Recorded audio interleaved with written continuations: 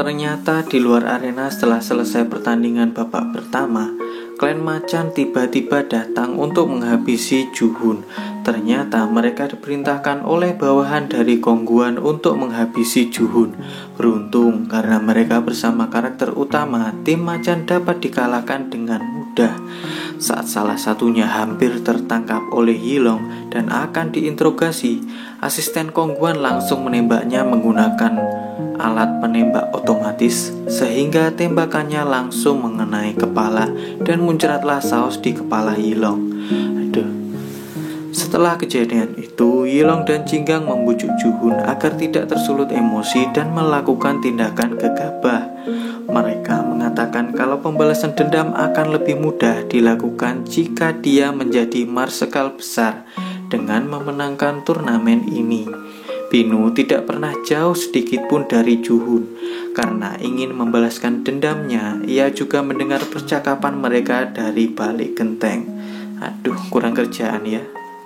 Kini dia harus menunggu lebih lama untuk menagih janji Ju-hoon kepadanya. Keesokan harinya, babak kedua pun dimulai. Tim yang lolos diberikan tugas untuk mengambil telur ular raksasa dari sarangnya. Tim yang lebih dulu berhasil akan dinyatakan sebagai pemenang. Setiap tim masuk lewat jalur yang berbeda. Jinggang yang kepo tidak sengaja menyentuh bunga yang menyemprotkan racun, lalu Jun dengan cepat mendorongnya dan mengakibatkan dirinya sendiri yang terkena racun. Akhirnya Yilong dan Jinggang berpacu dengan waktu. Mereka harus mendapatkan telur ular sambil mencari penawar racun untuk Ju-hoon. Setelah mengetahui tanaman penawarnya ada di punggung ular raksasa, mereka langsung bergegas mencarinya. Di sisi lain, klan cewek-cewek manis sedang melewati hutan yang ternyata hutan itu hidup seperti tentakel-tentakel yang bergerak. Mereka terlilit oleh tanaman itu dan ditarik kemana saya juga enggak tahu. Klan Falcon yang kebetulan juga sampai di sana dengan memanfaatkan momen itu untuk kabur dan melewati area tersebut. Ternyata di depannya adalah tempat ular itu menyimpan telurnya. Ketua klan Falcon langsung mengambil telur itu dan melarikan diri. Saat kembali melewati hutan tadi, Yilong dan Jinggang melihat mereka sedang membawa telur. Jinggang lalu mengikuti klan Falcon dan ternyata mereka sedang dikejar oleh ular penunggu gua. Lalu Jinggang mengambil keputusan saat telurnya lepas dari pegangan ketua Falcon. Saat dia diserang oleh ular tersebut, Jinggang dan Yilong langsung bekerja sama dan berhasil menghindari ular tersebut. Dan akhirnya ular itu tersangkut di mulut gua saat sedang mengejar Yilong. Ternyata di atas helm ular itu terdapat serbuk tanaman yang bisa digunakan sebagai penawar untuk Ju-hoon. Setelah mengobati Ju-hoon, Yilong berinisiatif untuk menolong ular tersebut yang masih tersangkut. Awalnya mereka pun takut, namun teman-temannya akhirnya ikut membantu. Setelah berhasil melepaskan helm dan membebaskan ular tersebut, Yilong meminta izin untuk meminjam telurnya sebentar. Dan tanpa diduga ternyata ular raksasa itu mengerti dan membiarkan mereka pergi dari sana. Mereka pun kembali ke arena pertandingan dan dinyatakan lolos ke babak final. Sementara ketua tim Falcon yang gagal mau tidak mau harus menerima cap pecundang di wajahnya. Di sini Kong-guan memberitahukan kalau ternyata babak final adalah pertandingan mereka melawan satu sama lain. Orang yang terakhir hidup baru dinyatakan sebagai pemenang dan menjadi laksana besar Zhao Selatan. Dan tambahan catatan, mereka tidak diperbolehkan mengundurkan diri karena itu dianggap sebagai pengkhianatan terhadap klan.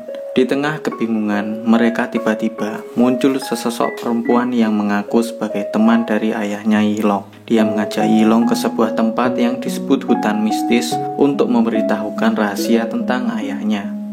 Begitu sampai di sana, terungkap sebuah fakta bahwa ayahnya Yilong ternyata adalah seorang raja dari kerajaan Yan Utara. Dan Yilong adalah pewarisnya. Hal itu ditunjukkan dari tanda Yan Utara yang ternyata ada di lengan Yilong.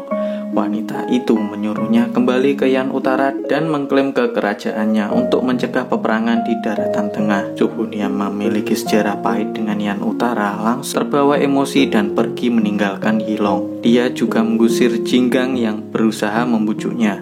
Di tengah perjalanannya, dia ditemui oleh Binu yang ingin berpamitan. Binu berkata kalau dia sudah mengikhlaskan dendamnya dan akan hidup damai. Mendengar perkataannya, dia langsung tersadar bahwa tidak ada gunanya menyimpan dendam. Lalu dia langsung kembali untuk mencari Jinggang. Namun dia sudah terlambat karena ternyata Jinggang sudah dikepung oleh Kongguan beserta kelompoknya. Juhun lalu menyerahkan diri dengan maksud agar Jinggang dibebaskan. Namun Kongguan yang menurut saya memiliki jiwa psikopat ini, dia tetap membunuh Jinggang dengan sadis. Juhun akhirnya dibawa dan akan dituduh sebagai pemberontak. Terungkaplah suatu fakta, identitas asli dari Kongguan yang ternyata adalah mata-mata dari Yan Utara yang berniat memicu perang besar antar kedua negara.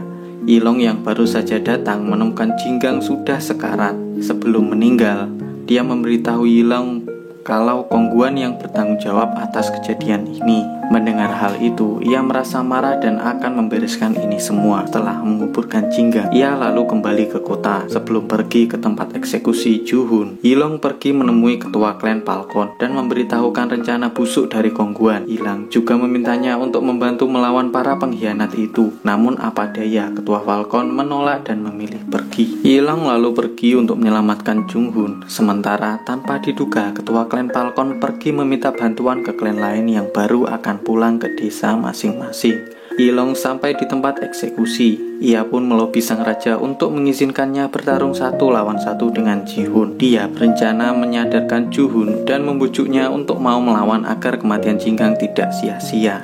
Yilong butuh waktu agak lama untuk membuat Juhun paham akan rencana Yilong.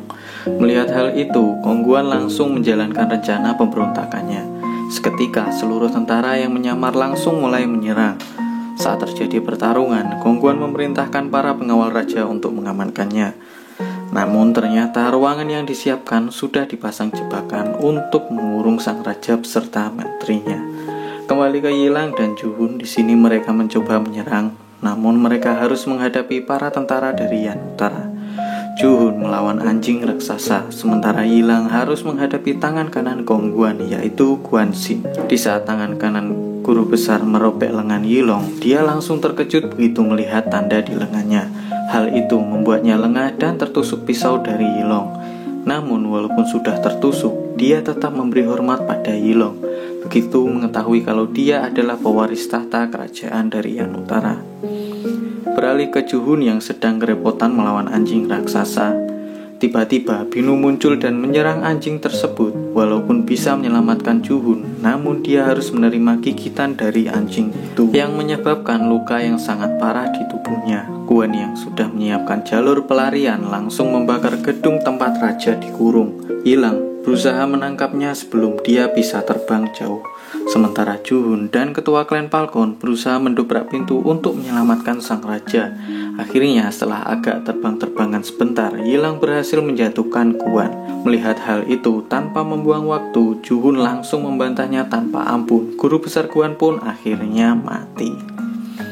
Raja yang selamat langsung memberikan hadiah kepada Yilong dan Juhun. Juhun menyebutkan suatu permintaan, yaitu membangun patung Jinggang sebagai tanda penghormatan pahlawan yang telah gugur. Sementara Yilong meminta telur ular raksasa untuk dikembalikan ke sarangnya. Di akhir scene diperlihatkan Juhun yang telah menjadi laksamana besar dan Yilong yang masih gitu-gitu aja sedang mengunjungi makam Jinggang. Dan setelah itu Yilong berpamitan karena akan pergi ke Yan Utara seperti yang disarankan wanita di hutan mistik, dan film pun berakhir. Terima kasih sudah menonton ulasan film dari Talking Sugar. Apabila kalian suka, klik tombol like, dan jika kalian berkenan, klik tombol subscribe juga dan share ya, jangan lupa. Terima kasih dan salam yang manis-manis.